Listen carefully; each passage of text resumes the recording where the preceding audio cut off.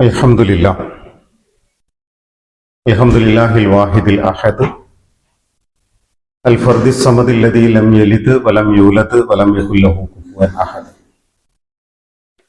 വസ്സലാത്തു വസ്സലാമു അലാ നബിയ്യിനാ വ മുർഷിദിനാ വ ഹാദിനാ മുഹമ്മദിൻ സ്വല്ലല്ലാഹു അലൈഹി വസല്ലം വഅലാ ആലിഹി വഅസ്ഹാബിഹി അജ്മഈൻ. ഏറെ സ്നേഹാദരവുകൾ നിറഞ്ഞ അള്ളാഹുവിൻ്റെ അതിഥികളായി പരിശുദ്ധ ഉംറ നിർവഹിക്കുന്നതിന് വേണ്ടി തീരുമാനിച്ച് ആഗ്രഹിച്ച് തയ്യാറെടുത്ത് നിൽക്കുന്ന അള്ളാഹുവിൻ്റെ മാർഗത്തിലെ ഏറ്റവും പ്രിയപ്പെട്ട സഹോദരന്മാരെ, സഹോദരിമാരെ, അസ്സലാമു അലൈക്കും വറഹ്മത്തുള്ളാഹി വബറകാതുഹു. അള്ളാഹു സുബ്ഹാനഹു വ തആല നമ്മുടെ ഈ ഒത്തുകൂടൽ ഒരു സ്വാലിഹായ അമലായി സ്വീകരിക്കുമാറാകട്ടെ. അള്ളാഹുവിന്റെ കാരുണ്യത്തിന്റെ മാലാഖമാർ അവരുടെ പ്രാർത്ഥന കൊണ്ട് ധന്യമാക്കുന്ന റൗളത്തും മിൻ റിയാദിൽ ജന്ന, സ്വർഗ പൂന്തോപ്പുകളിൽ ഒന്ന് എന്ന് ഹബീബായ റസൂൽ സല്ലല്ലാഹു അലൈഹി വസല്ലം തിരുമേനി വിശേഷിപ്പിച്ച ഏറ്റവും ശ്രേഷ്ഠമായ സദസ്സുകളുടെ കൂട്ടത്തിൽ നമ്മുടെ ഈ ഇരുത്തവും പടച്ച റബ്ബ് ഉൾപ്പെടുത്തുമാറാകട്ടെ.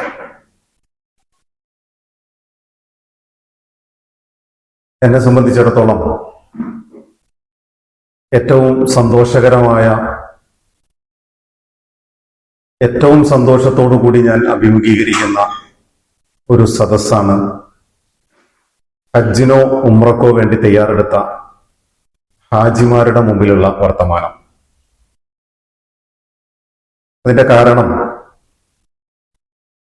അള്ളാഹുവിന്റെ അതിഥികളാകാൻ തീരുമാനമെടുത്തവരാണ് എന്റെ മുന്നിലിരിക്കുന്ന സഹോദരങ്ങൾ.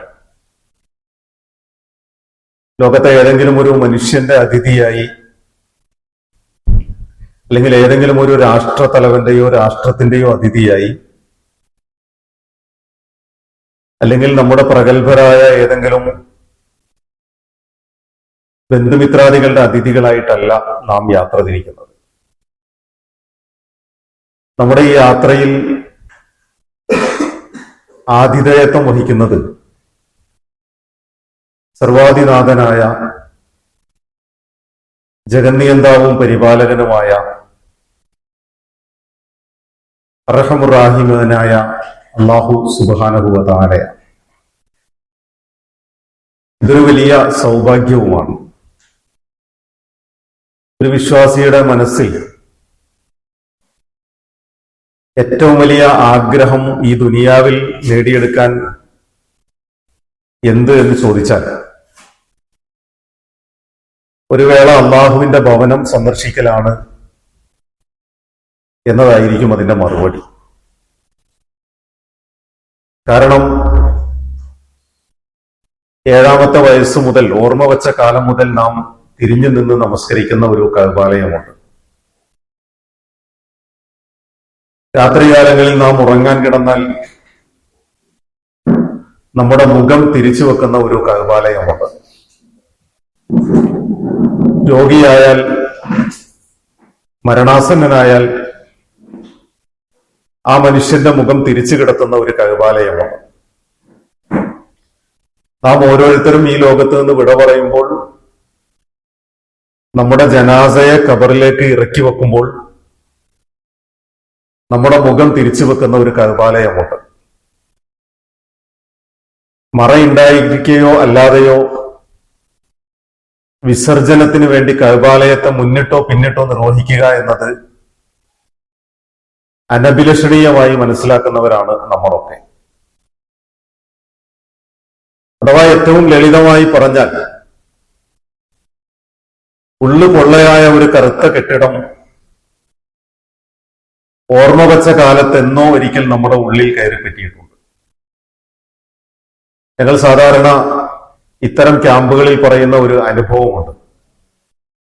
ഒരിക്കലൊരു യാത്രയിൽ ഏതാണ്ട് 70 വയസ്സിന് മുകളിൽ പ്രായമുള്ള ഒരു വല്യമ്മയെ കാണാതാവുകയാണ്. 70 വയസ്സിന് മുകളിൽ പ്രായമുള്ള ഈ വല്യമ്മ ളുഹർ നമസ്കാരത്തിന് ഹറമിലേക്ക് പോയതിനു ശേഷം ഭക്ഷണം കഴിക്കുന്നതിന് വേണ്ടി റൂമിലേക്ക് തിരിച്ചെത്തിയിട്ടില്ല. ഈ വല്യമ്മയോടൊപ്പം ഉണ്ടായിരുന്ന മറ്റ് സ്ത്രീകളൊക്കെ പരിഭ്രാന്തരായി. അവരോരോരുത്തരും വന്നുകൊണ്ട് യാത്ര അമീർ എന്ന അർത്ഥത്തിൽ ഞങ്ങളുടെ ഉമ്മയെ കാണുന്നില്ല, അവരുടെ ആവലാതിയും വേവലാതിയും പേടിയും ആശങ്കകളും ഒക്കെ അവർ പങ്കുവച്ചു. നിങ്ങൾ പേടിക്കേണ്ടതില്ല, ഉമ്മയെ കിട്ടും, സമാധാനിപ്പിക്കുകയാണ്. കാരണം അത് അങ്ങനെയാണ്. പക്ഷെ നിങ്ങളൊരു കാര്യം ചെയ്യണം, നിങ്ങളുടെ ഉമ്മയെ കാണുന്നില്ല എന്ന വിവരം നിങ്ങൾ നാട്ടിലേക്ക് മാത്രം വിളിച്ച് പറയരുത്. കാരണം നാട്ടിലുള്ളവരുടെ പേടി ഇതിനേക്കാളും വലുതായിരിക്കും. അങ്ങനെ അന്വേഷിക്കാവുന്ന ഇടങ്ങളിലൊക്കെ അന്വേഷിച്ചു. സഫയിലും മറുവയിലും എല്ലായിടത്തും പോയി കറങ്ങി തിരിഞ്ഞ് ഈ ഉമ്മയെ കിട്ടിയില്ല. 24 മണിക്കൂർ കഴിഞ്ഞു. ഒരു ദിവസം പിന്നിട്ടു. പേടി കൂടി. ഈ ഉമ്മയുടെ പാസ്പോർട്ടും വിസയുടെ കോപ്പിയുമായി ആശുപത്രികളൊക്കെ സമീപത്തുള്ള ആശുപത്രിയിൽ പോയി അന്വേഷിച്ചു. അവിടെയും അങ്ങനെ ഒരു രോഗാവസ്ഥയിലോ അല്ലെങ്കിൽ മരണപ്പെട്ടിട്ടോ ഒരു സ്ത്രീ അവിടെ എത്തിയിട്ടില്ല. എല്ലാം കഴിഞ്ഞ് 34-35 മണിക്കൂർ പിന്നിട്ടപ്പോൾ ഈ വല്യമ്മ ഒരു ടാക്സിക്കാരന്റെ സഹായത്തോടു കൂടി കയ്യിലെ ടാഗ് കാണിച്ചിട്ട് ഹോട്ടലിൽ വന്നിറങ്ങുകയാണ്. ഈ വല്യമ്മയോട് ചേർത്ത് പിടിച്ചിട്ട് തലയിൽ തലോടിയിട്ട് ചോദിച്ചു, എവിടെയായിരുന്നു ഇതുവരെ? എല്ലാവരും ആകെ പേടിച്ചു പോയില്ലേ? അപ്പൊ ഈ ഉമ്മ പറഞ്ഞൊരു മറുപടി എന്താണെന്ന് ചോദിച്ചാൽ, ഞാൻ എന്റെ നമസ്കാരം കഴിഞ്ഞ് ഹറമിൽ നിന്ന് പുറത്തേക്ക് ഇറങ്ങി. മാർബിൾ വിരിച്ച തറയിൽ നിന്ന് ടാറിട്ട റോഡിലേക്ക് എത്തിയപ്പോ അവിടെ നിന്ന് ഒരല്പം നോക്കിയാൽ അല്ലെങ്കിൽ അല്പം നടന്നാൽ റൂമിലേക്ക് എത്തും. പക്ഷെ ആ ടാറിട്ട റോഡിലെത്തിയപ്പോഴാണ് എന്റെ മനസ്സിൽ ഞാനിപ്പോൾ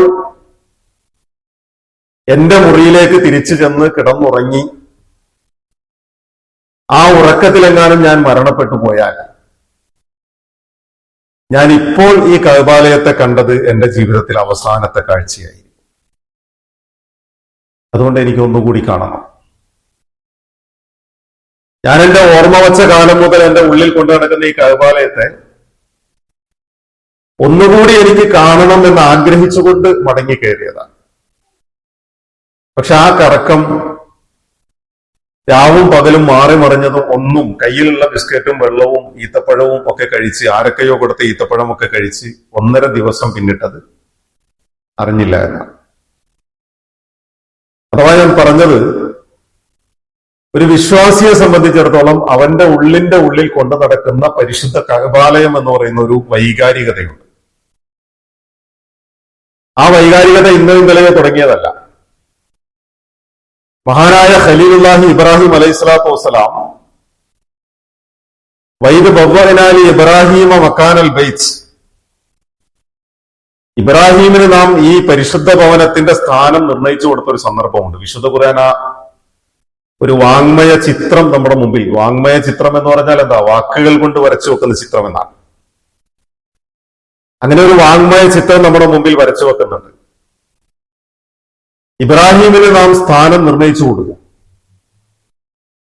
അവിടെ ഒരു ഭവനം നിർമ്മിക്കണം.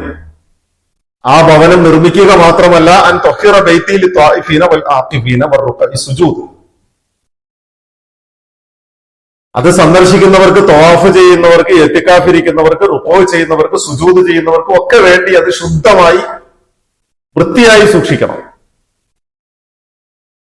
പക്ഷെ വൃത്തിയായി സൂക്ഷിക്കുന്ന ഈ മരുഭൂമിയിൽ അഥവാ ഈ കെട്ടിടത്തിൽ ജല ഫലശൂന്യമായ മരുഭൂമിയാണ്. മൊട്ടക്കുന്നുകൾ മാത്രം നിറഞ്ഞു നിൽക്കുന്ന മരുഭൂമിയാണ്. ഇത് ആർക്ക് വേണ്ടിയാണ് വൃത്തിയായി സൂക്ഷിക്കേണ്ടത്? ആരാണ് ഇവിടേക്ക് വരേണ്ടത്? ആ വരാനുള്ള ആളുകളെ നീ തന്നെ ക്ഷണിക്കണം. വഅദ്ദിൻ ഫിന്നാസി ബിൽ ഹജ്ജി യഅതൂക റിജാലൻ വഅലാ കുല്ലി ളാമിരിൻ യഅതീന മിൻ കുല്ലി ഫജ്ജിൻ അമീഖ്. നീ അവരെ വിളിച്ചോളൂ. ആ മൊട്ടക്കുന്നുകളിൽ കയറി നിന്ന് നീ വിളിക്കണം. ആ വിളി കേട്ടുകൊണ്ട് നിന്റെ അടുക്കലേക്ക് ഇതിന് മറുപടി പറയാൻ, ഈ പരിശുദ്ധ ഭവനത്തെ പ്രദക്ഷിണം വെക്കാൻ, അതിനെ വലയം വെക്കാൻ എല്ലാ നാടുകളും താണ്ടി, കടലിടുക്കുകൾ താണ്ടി, മരുഭൂമികൾ താണ്ടി, സമതലങ്ങൾ താണ്ടി, മിൻ കുല്ലി ഫജ്ജിൻ അമീഖ്, മെലിഞ്ഞൊട്ടിയ ഒട്ടകങ്ങളുടെ പുറത്തും ദുർഘടമായ പാതകൾ താണ്ടിയും മനുഷ്യ സമൂഹം ഇവിടെ കൊഴുകിയെത്തും. എത്ര വലുതാണ് ആ വർത്തമാനം! 4000-ൽ പരം വർഷങ്ങൾക്ക് മുൻപ് അള്ളാഹു സുബ്ഹാനഹു വ തആല നടത്തുന്ന ഒരു പ്രഖ്യാപനത്തെ 1400 വർഷങ്ങൾക്ക് മുൻപ് വിശുദ്ധ ഖുർആൻ ഒരു വാങ്മയ ചിത്രമായി നമുക്ക് പകർന്നു തരികയാണ്. എന്റെ വിളി ആര് കേൾക്കും? ആ വിളി കേൾക്കാൻ ഒരുപാട് മനുഷ്യരുണ്ടാകും. ആ വിളി അങ്ങനെ കാറ്റും കരയും കടലും ഒക്കെ ഏറ്റെടുത്തിട്ടുണ്ട്. അതിങ്ങനെ യുഗാന്തരങ്ങളിലൂടെ സഞ്ചരിച്ചിട്ടുണ്ട്. ആ വിളിയുടെ ആ സഞ്ചാരത്തിൽ ഏതൊക്കെയോ ഘട്ടങ്ങളിൽ ആ വിളി നമ്മുടെയും കാതുകളിൽ വന്നു കഴിഞ്ഞിരിക്കുന്നു. ആ വിളിക്ക് ഉത്തരം ചെയ്യാൻ നമ്മളിപ്പോൾ സന്നദ്ധരാണ്.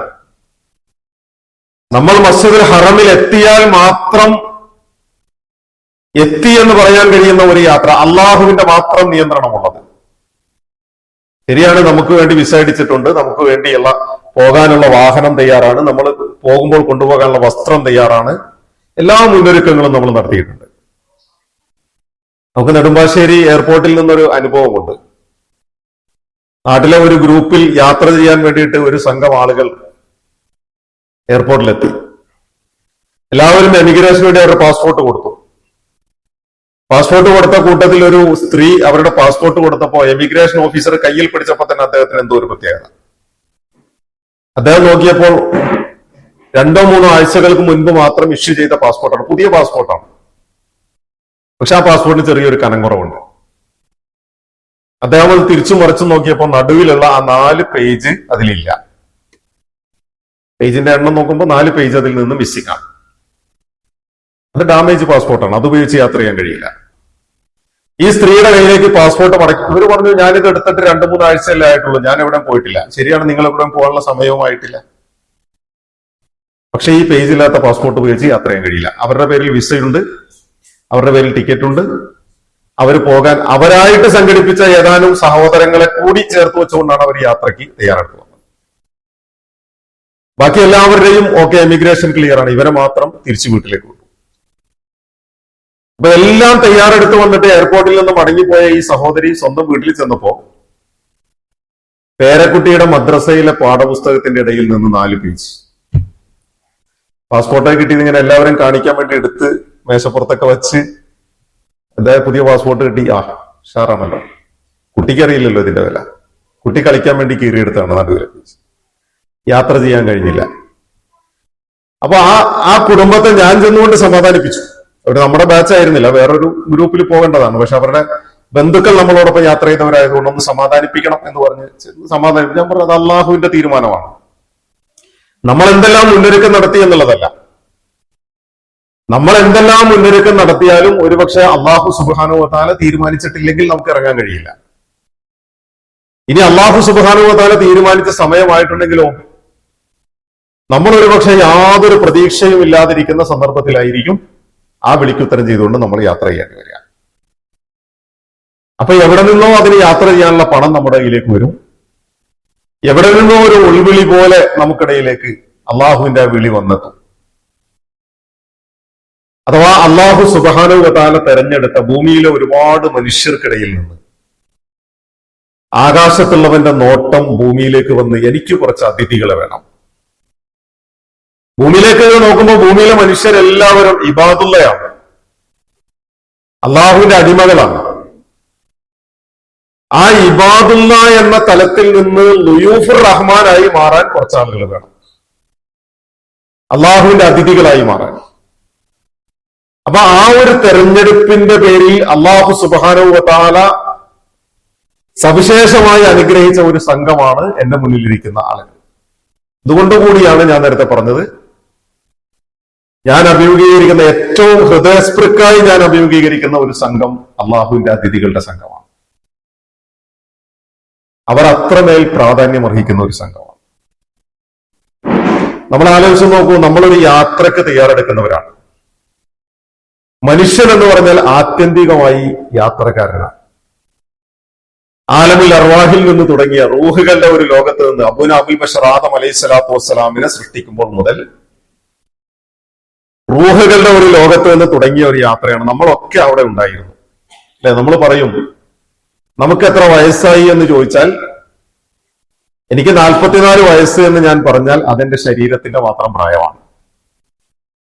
എന്റെ ആത്മാവിന്റെ പ്രായം എത്രയാണ് എന്ന് ചോദിച്ചാൽ എന്റെ മാത്രമല്ല, നിങ്ങളുടെ മാത്രമല്ല, അബൂന അബുൽ ബശർ ആദം അലൈഹി സ്വലാത്തു വസ്സലാം മുതൽ ഇനി ഈ ലോകത്ത് ജനിക്കാനുള്ള സകലമാന മനുഷ്യരുടെയും ആയുസിന്റെ പ്രായം ഒന്ന് തന്നെയാണ്. അപ്പൊ ആലമുൽ അർവാഹിൽ നിന്ന് തുടങ്ങിയ ഒരു യാത്ര വ്യത്യസ്തമായ ഒരുപാട് ഘട്ടങ്ങൾ കടന്ന് ഈ ഭൂമിയിൽ മനുഷ്യരായി നാം ജനിച്ചു. ഇന്നാ ഖലഖനൽ നുത്ഫത അലഖതൻ ഫഖലഖനൽ അലഖത മുളഅതൻ ഫഖലഖനൽ മുളഅത ഇലാമൻ ഫകസവനൽ ഇലാമ ലഹ്മ. വിശുദ്ധ ഖുർആൻ അങ്ങനെ എത്ര കൃത്യമായ ഒരു ചിത്രം നമുക്ക് മുമ്പിൽ തരും. നിങ്ങൾ വ്യത്യസ്തമായ ഘട്ടങ്ങളിലൂടെ സ്വതന്ത്രമായി നിലനിൽപ്പില്ലാത്ത അതിസൂക്ഷ്മ കണികയിൽ നിന്ന് രക്തപിണ്ഡമാക്കുന്നു, മാംസപിണ്ഡമാക്കുന്നു, അലക്കത്ത് ഗർഭാശയത്തിന്റെ ഭിത്തിയിൽ രണ്ടറ്റവും ഒട്ടിപ്പിടിച്ചിരിക്കുന്ന ഒരു ഒച്ച കഷ്ണമാക്കുന്നു. ആ മാംസപിണ്ഡത്തിൽ എല്ലുകൾ നിക്ഷേപിക്കുന്നു. ആ എല്ലുകളെ മാംസം കൊണ്ട് പൊതിയും, തൊലി കൊണ്ട് പൊതിയുന്നു, മനുഷ്യനാക്കുന്നു. ഇനി ഭൂമിയിലേക്ക് എത്തിയതിനു ശേഷം നിങ്ങളുടെ ശൈശവവും ബാല്യവും കൗമാരവും യൗവനവും മധ്യവയസ്സും വാർദ്ധക്യവും ഈ വ്യത്യസ്തമായ ഘട്ടങ്ങളൊക്കെ കടന്നിട്ട് നിങ്ങൾ എത്തിച്ചേരാനുള്ള ഒരു ഇടമുണ്ട്. നിങ്ങളുടെ ഒരു യഥാർത്ഥ യാത്രയുണ്ട്, മരണം എന്ന് പറയുന്ന ഒരു യാത്ര. ഉംറ യാത്ര സംഭവിച്ചാൽ മാത്രം സംഭവിച്ചു, അത്രയേ ഉള്ളൂ. പക്ഷെ മരണം എന്ന് പറയുന്നത് നമ്മുടെ അവസാനത്തെ ഒരു യാത്രയുണ്ടല്ലോ, ആ യാത്ര അനിവാര്യമാണ്. അള്ളാഹു സുബ്ഹാനഹു വ തആലയെ കണ്ടെത്താനുള്ള നമ്മുടെ യാത്ര, കണ്ടുമുട്ടാനുള്ള നമ്മുടെ യാത്ര. മഹാനായ അലി ഇബ്നു അബീ ത്വാലിബ് റളിയല്ലാഹു അൻഹു പറഞ്ഞ പോലെ ജീവിതമാകുന്ന വാഹനം ഇങ്ങനെ മുന്നോട്ട് സഞ്ചരിച്ചു കൊണ്ടിരിക്കുന്നു. മരണമാകുന്ന മറ്റൊരു വാഹനം എതിർദിശയിൽ നിങ്ങളെ തേടി വന്നുകൊണ്ടിരിക്കുന്നു. ഈ രണ്ട് വാഹനങ്ങളും ഒരു പോയിന്റിൽ വന്ന് സംഗമിക്കുന്ന ഒരു ഘട്ടമുണ്ട്. അങ്ങനെ സംഗമിക്കുമ്പോൾ നിങ്ങളുടെ ആത്മാവ് ശരീരമാകുന്ന വസ്ത്രം ഭൂമിയിൽ ഉപേക്ഷിച്ച് മരണത്തിന്റെ വാഹനത്തിൽ കയറി പോകും. ആത്മാവ് എവിടേക്ക് പോകുമെന്ന് ചോദിച്ചാൽ ആത്മാവിന്റെ ലോകത്തേക്ക് പോകും. ശരീരം എവിടേക്ക് പോകുന്നു എന്ന് ചോദിച്ചാൽ നിങ്ങൾ ഭൂമിയിൽ നിന്ന് തിന്ന് സമ്പാദിച്ചുണ്ടാക്കിയതാണ് ഈ ശരീരം. ആ ശരീരത്തെ ഭൂമിക്ക് തിന്നാൻ കൊടുക്കും. നിങ്ങൾ ഭൂമിയിൽ നിന്ന് തിന്ന് സമ്പാദിച്ച നിങ്ങളുടെ ശരീരം ഭൂമിക്ക് തിന്നാൻ കൊടുക്കും. ആത്മാവ് എവിടെ നിന്നാണോ വന്നത് ആ ലോകത്തേക്ക് തന്നെ മടങ്ങിപ്പോകും. ഇതൊരു അനിവാര്യമായ യാത്രയാണ്. പ്രിയമുള്ളവരെ, ആമുഖമായി ഏറ്റവും ആദ്യം സൂചിപ്പിക്കാനുള്ള സംഗതി, ഒരു ഉംറ യാത്രയ്ക്ക് വേണ്ടി നാം മാനസികമായി ശാരീരികമായി ഒക്കെ ഒരുങ്ങുമ്പോൾ അനിവാര്യമായി ഈ ഭൂമിയിൽ നിന്ന് നാം യാത്ര തിരിക്കേണ്ടവരാണ് എന്ന ഉറച്ച ബോധ്യത്തോടുകൂടി ആ ഒരു യാത്രയ്ക്ക് വേണ്ടിയുള്ള മുന്നൊരുക്കം നാം നടത്തണം. ഇന്ന് ഞാനിപ്പോൾ ഈ സംസാരിച്ചു കൊണ്ടിരിക്കുന്ന ഈ സമയം ഖത്തറിലെ വ്യവസായ പ്രമുഖനും ഒരുപാട് മനുഷ്യരുടെ ജീവിതത്തിന്റെ വഴിത്തിരിവുമായി മാറിയ, ഒരുപാട് മനുഷ്യരുടെ കണ്ണീരൊപ്പിയ ഒരു വലിയ മനുഷ്യസ്നേഹി ഈസക്ക അള്ളാഹുവിലേക്ക് യാത്രയായ ഒരു സമയമാണ്. അദ്ദേഹത്തിന്റെ ജനാസ നമസ്കാരം നടന്നുകൊണ്ടിരിക്കുന്ന, അദ്ദേഹത്തിന്റെ ഖബറടക്കം നടന്നുകൊണ്ടിരിക്കുന്ന ഒരു സമയമാണ് നമ്മളിപ്പോൾ ഇവിടെ ഒരുമിച്ച് കൂടി. അള്ളാഹു സുബ്ഹാനഹു വ തആല അദ്ദേഹത്തിന് മഗ്ഫിറത്തും റഹ്മത്തും പ്രദാനം ചെയ്യുമാറാകട്ടെ. പടച്ചിറപ്പ് അദ്ദേഹത്തിന്റെ ബർസഖിയായ ജീവിതം അനുഗ്രഹത്തിലും സന്തോഷത്തിലുമാക്കി തീർക്കുമാറാകട്ടെ. ഞാൻ പറഞ്ഞത്, എല്ലാ മനുഷ്യനും അഭിമുഖീകരിക്കേണ്ട ഒരു യാത്രയാണ് അവന്റെ മരണം. അപ്പൊ മരണത്തിന് വേണ്ടിയുള്ള ഒരു മുന്നൊരുക്കം, ആ മുന്നൊരുക്കത്തെ ഏത് വിധത്തിൽ നമ്മൾ നോക്കി കാണണമെന്ന് ചോദിച്ചാൽ ഒരൊറ്റ ഒരു ചരിത്രം മാത്രം ഞാൻ ചേർത്ത് വെച്ചുകൊണ്ട് അവസാനിപ്പിക്കും. മഹാനായ പ്രവാചകൻ സല്ലല്ലാഹു അലൈഹി വസല്ലമയെ വല്ലാതെ സ്നേഹിച്ചിരുന്ന അള്ളാഹുവിന്റെ റസൂൽ സല്ലല്ലാഹു അലൈഹി വസല്ലമയോടുള്ള അതിരറ്റ സ്നേഹം കൊണ്ട്, അള്ളാഹുവെ എനിക്ക് നീ രക്തസാക്ഷിത്വം നൽകി അനുഗ്രഹിക്കണം, അള്ളാഹുവിന്റെ റസൂലിന്റെ മടിയിൽ തലവെച്ച് മരിക്കാനുള്ള സൗഭാഗ്യം എനിക്ക് നൽകണം എന്ന് പ്രാർത്ഥിച്ച ഒരു സഹാബിയുണ്ട്, മഹാനായ സഅദ് ഇബ്നു മുആദ് റളിയല്ലാഹു അൻഹു. രണ്ടാഗ്രഹമാണ് അള്ളാഹുവിന്റെ മുമ്പിൽ അദ്ദേഹം ഉയർത്തിയത്. എനിക്ക് രക്തസാക്ഷിയാകാനുള്ള അവസരം തരണം, അതല്ലെങ്കിൽ അള്ളാഹുവിന്റെ റസൂലിന്റെ മടിയിൽ തലവെച്ച് മരിക്കാനുള്ള അവസരം ഉണ്ടാകണം. ഈ രണ്ട് ആഗ്രഹവും അള്ളാഹു സുബ്ഹാനഹു വ തആല പരിഗണിച്ചു. ഒരു യുദ്ധവേളയിൽ മുറിവേറ്റ് ശരീരത്തിൽ നിന്ന് രക്തം വാർന്നൊഴുകി മരണത്തിലേക്ക് ഇങ്ങനെ വിലയം പ്രാപിച്ചുകൊണ്ടിരിക്കുന്ന ഒരു ഘട്ടത്തിൽ അള്ളാഹുവിന്റെ റസൂൽ സല്ലല്ലാഹു അലൈഹി വസല്ലം സഹാബാക്കളോട് ചോദിക്കുന്നുണ്ട്, അയിന Saad ibn Muadh, Saad ibn Muadh എവിടെയെന്ന് ചോദിച്ചു. ചെന്ന് അന്വേഷിച്ചു നോക്കുമ്പോ മുറിവേറ്റ് മരണത്തിലേക്ക് പോയിക്കൊണ്ടിരിക്കുന്നവരുടെ കൂട്ടത്തിൽ സഅദ് ഇബ്നു മുആദുണ്ട്. അള്ളാഹുവിന്റെ റസൂൽ സല്ലല്ലാഹു അലൈഹി വസല്ലം സഅദ് ഇബ്നു മുആദിന്റെ അടുത്തെത്തി. ആ തലയെടുത്തിട്ട് അള്ളാഹുവിന്റെ റസൂലിന്റെ മടിയിൽ വെച്ചിട്ട് കൈവിരലുകൾ കൊണ്ട് ഇങ്ങനെ തലമുടിയിലൂടെ ചേർത്തുകൊണ്ടിരുന്നു. ആ ഓടിച്ചുകൊണ്ടിരിക്കുമ്പോഴാണ് അദ്ദേഹത്തിന്റെ ശരീരത്തിൽ നിന്ന് റൂഹ് മലക്കുൽ മൗത്ത് പിടിച്ചെടുക്കുന്നത്. അപ്പൊ രണ്ട് സ്വപ്നവും സാക്ഷാത്കരിക്കപ്പെട്ടു. അദ്ദേഹത്തിന്റെ ജനാസ ഇങ്ങനെ കബറടക്കുന്നതിന് വേണ്ടിയിട്ട് കൊണ്ടുപോകുമ്പോൾ സഹാബാക്കൾ തിരിഞ്ഞു നോക്കിയിട്ട് പറഞ്ഞു, അള്ളാഹുവിന്റെ റസൂലെ, ഈ മയ്യത്തിന് കനവില്ലല്ലോ എന്ന് പറഞ്ഞു, ഈ ജനാസക്ക് കനവില്ലല്ലോ എന്ന് പറഞ്ഞു. അപ്പൊ അള്ളാഹുവിന്റെ റസൂൽ സല്ലല്ലാഹു അലൈഹി വസല്ലം പറഞ്ഞു, അതിന് കനവില്ല. കാരണം ആ ജനാസയെ വഹിച്ചുകൊണ്ടിരിക്കുന്നത് അള്ളാഹുവിന്റെ മാലാകമാരാണ്. അള്ളാഹുവിന്റെ മലക്കുകളാണ് ആ ശരീരത്തെ വഹിച്ചുകൊണ്ടിരിക്കുന്നത്. അങ്ങനെ ആ ജനാസ കൊണ്ടുപോയി കബറടക്കി കബറിലേക്ക് ഇറക്കി വെക്കുമ്പോ അള്ളാഹുവിന്റെ റസൂൽ സല്ലല്ലാഹു അലൈഹി വസല്ലം അരികിൽ നിന്നുകൊണ്ട് ഇങ്ങനെ നോക്കി. ഒരു ഘട്ടത്തിൽ അള്ളാഹുവിന്റെ റസൂൽ സുബ്ഹാനല്ലാഹ് എന്ന് അത്യുച്ചത്തിൽ, തൊണ്ടമൊട്ടുമാറുച്ചത്തിൽ സുബ്ഹാനല്ലാഹ് എന്ന് പറഞ്ഞു. ഒരല്പം കഴിഞ്ഞപ്പോൾ അല്ലാഹു അക്ബർ എന്നും പറഞ്ഞു. എല്ലാം കഴിഞ്ഞ് മടങ്ങി പോകുമ്പോൾ സഹാബാക്കൾ ചോദിച്ചു, അള്ളാഹുവിന്റെ റസൂലെ, സഅദ് ഇബ്നു മുആദിന്റെ ശരീരം കബറടക്കുമ്പോൾ എന്തിനായിരുന്നു താങ്കൾ സുബ്ഹാനല്ലാഹ്, അല്ലാഹു അക്ബർ എന്ന് പറഞ്ഞത്? അപ്പൊ അള്ളാഹുവിന്റെ റസൂൽ സല്ലല്ലാഹു അലൈഹി വസല്ലം പറഞ്ഞ മറുപടി, ഇന്നൽ ഖബറ ലബഖത്ത്, ഖബറിനൊരു ഞെരുക്കമുണ്ട്, ഖബറിനൊരു ഇടുക്കമുണ്ട്. ഖബർ മയ്യത്തുകളെ സ്വീകരിക്കുന്നത് വല്ലാതെ ഞെരുക്കിയിട്ടാണ്, ആലിംഗനം ചെയ്തുകൊണ്ടാണ്. ലൗ നജാ അഹദും മിൻഹാ ലനജാ സഅദ് ഇബ്നു മുആദ്. ഏതെങ്കിലും ഒരു മനുഷ്യൻ ആ ഒരു ഞെരുക്കത്തിൽ നിന്ന് രക്ഷപ്പെടണമായിരുന്നെങ്കിൽ സഅദ് ഇബ്നു മുആദ് രക്ഷപ്പെടണമായിരുന്നു. സഅദ് ഇബ്നു മുആദിനെ ഞെരുക്കുന്നത് കണ്ടപ്പോ, അസഹനീയമായപ്പോ, സഹിക്കാൻ കഴിയാത്തത് കൊണ്ടാണ് ഞാൻ സുബ്ഹാനല്ലാഹ് എന്ന് പറഞ്ഞത്. അപ്പോഴാ ഖബറൊന്ന് അയഞ്ഞു കൊടുത്തു. അപ്പോഴാണ് ഞാൻ അല്ലാഹു അക്ബർ എന്ന് പറഞ്ഞത്. പ്രിയമുള്ളവരെ, ഞാൻ പറഞ്ഞത് ജീവിതത്തിന്റെ ഒടുക്കം അനിവാര്യമായി നമ്മൾ തിരിക്കേണ്ട ഒരു യാത്ര. ആ യാത്രക്ക് വേണ്ടിയുള്ള മുന്നൊരുക്കം, ഈ ഒരു ഖബറിന്റെ ഞെരുക്കം, അതിൽ നിന്നും രക്ഷപ്പെടാൻ മറ്റൊരു മാർഗവും നമ്മുടെ മുമ്പിലില്ല. നമ്മെ സംബന്ധിച്ചിടത്തോളം ആ ഒരു ഞെരുക്കത്തെ അഭിമുഖീകരിക്കേണ്ടവരാണ് എന്നതുകൊണ്ട് മരണത്തിന് വേണ്ടിയുള്ള ആ ഒരു യാത്രക്ക് വേണ്ടിയുള്ള മുന്നൊരുക്കം നമ്മൾ നടത്തണം. ഇനി നമ്മുടെ ഉംറയിലേക്ക് വന്നാൽ, ഉംറ എന്ന് പറയുന്നത്, അല്ലെങ്കിൽ ഹജ്ജ് എന്ന് പറയുന്നത് ചെല്ലൽ പ്രാധാന്യമുള്ള ഒരു കർമ്മമല്ല, ചെയ്യൽ പ്രാധാന്യമുള്ള ഒരു കർമ്മമാണ്.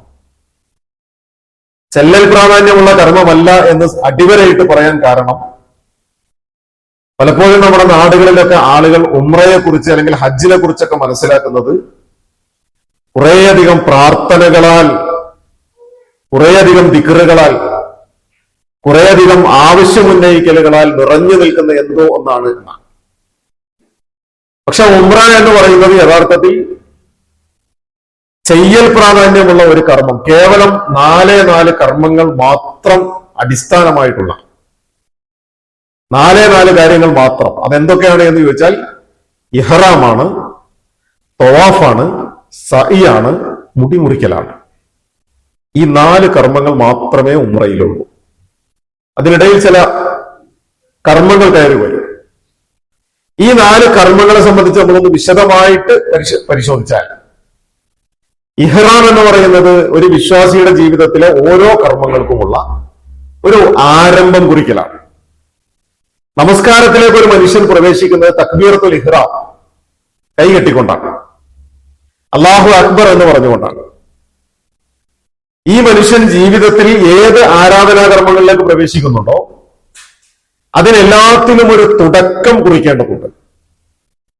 ആ തുടക്കത്തെയാണ് നമ്മൾ ഇഹ്റാം എന്ന് പറയുന്നത്. ഇപ്പോ എന്റെ മുന്നിലിരിക്കുന്ന ഓരോരുത്തരും, ഞാൻ ഉൾപ്പെടെ നമ്മളെല്ലാവരും ഇബാദുള്ള അല്ലെങ്കിൽ അള്ളാഹുവിന്റെ അടിമ എന്ന ഒരൊറ്റ കാറ്റഗറിയിൽപ്പെട്ടവരാണ്. പക്ഷെ അള്ളാഹു അനുഗ്രഹിച്ചാൽ ഈ വരുന്ന 16-ാം തീയതി ഇവിടെ നിന്ന് യാത്ര തിരിച്ച് മദീനയിലെത്തി, മദീനയിൽ 2 ദിവസം തങ്ങി 18-ാം തീയതി മദീനയിൽ നിന്ന് നിങ്ങൾ ഹറം ലക്ഷ്യം വെച്ച് പുറപ്പെടുമ്പോ അബിയാർ അലി അല്ലെങ്കിൽ ദുൽഹുലൈഫ എന്നറിയപ്പെടുന്ന മീക്കാത്തിൽ നിന്ന് ഇഹ്റാമിലേക്ക് പ്രവേശിക്കും. ആ ഇഹ്റാമിലേക്ക് പ്രവേശിക്കുന്ന ഘട്ടം മുതൽ നിങ്ങൾ ഓരോരുത്തരും അള്ളാഹുവിന്റെ അതിഥിയാണ്. ളുയൂഫുർ റഹ്മാൻ ആയി മാറുന്നു. ഇബാദുർ റഹ്മാൻ എന്നുള്ളതിൽ നിന്ന് ളുയൂഫുർ റഹ്മാൻ ആയി മാറുകയാണ്. ഇഹ്റാമിലേക്ക് പ്രവേശിക്കുക എന്ന് പറഞ്ഞാൽ നമുക്കറിയാം, പുരുഷന്മാർ തുന്നലില്ലാത്ത രണ്ട് വസ്ത്രങ്ങൾ മാത്രം അനുവദിക്കപ്പെടുന്ന സമയമാണ്. തല മറക്കാൻ അവർക്ക് സ്വാതന്ത്ര്യമില്ല, തുന്നിയ വസ്ത്രം ധരിക്കാൻ സ്വാതന്ത്ര്യമില്ല, സുഗന്ധം ഉപയോഗിക്കാൻ സ്വാതന്ത്ര്യമില്ല, ഭാര്യാഭർത്തൃ ശാരീരിക ബന്ധത്തിന് സ്വാതന്ത്ര്യമില്ല. ഇങ്ങനെ അതുവരെ അനുവദനീയമായിരുന്ന എന്നല്ല, അതുവരെ പുണ്യകരമായിരുന്ന പലതിനെയും മാറ്റിവെക്കലാണ് ഇഹ്റാം. രണ്ട് വസ്ത്രങ്ങൾ. എന്താണ് ഈ രണ്ട് വസ്ത്രത്തിന്റെ പ്രത്യേകത? ലളിതമായ രണ്ട് വസ്ത്രം. അള്ളാഹുവിന്റെ അതിഥിയായി യാത്ര തിരിക്കുന്ന മനുഷ്യൻ സ്വയം കുളിക്കുന്നു, ശരീരത്തിന്റെ രഹസ്യഭാഗങ്ങളിലെ രോമങ്ങളൊക്കെ നീക്കം ചെയ്യുന്നു, ഉളവെടുത്ത് വസ്ത്രം മാറുന്നു.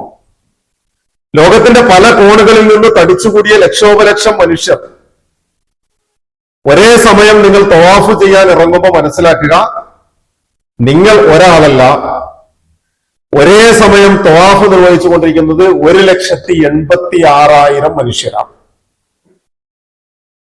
സൗദി ഗവൺമെന്റിന്റെ ഔദ്യോഗിക കണക്ക് പ്രകാരം ഒരേ സമയം തവാഫ് കർമ്മം നിർവഹിച്ചുകൊണ്ടിരിക്കുന്നത് 1,86,000 മനുഷ്യരാണ്.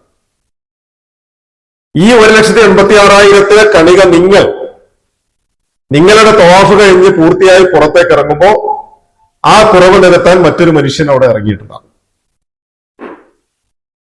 ഇതാണ് അതിന്റെ ഔദ്യോഗികമായ കണക്ക് എന്ന് പറയുന്നത്.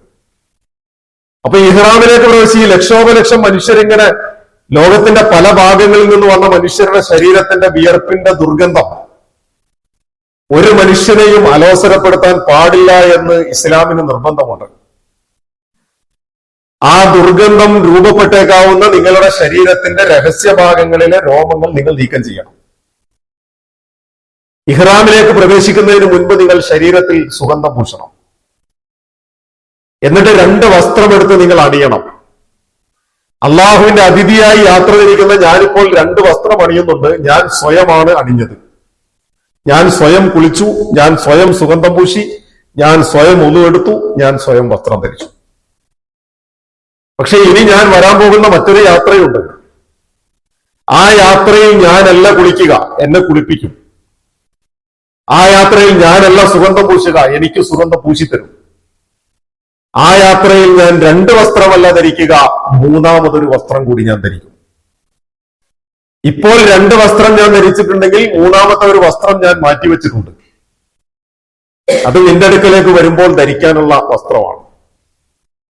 എനിക്ക് ഒരുപാട് സാമ്പത്തികമായ പിൻബലമുണ്ട്, അധികാരമുണ്ട്, ബന്ധുബലമുണ്ട്, പദവികളുണ്ട്.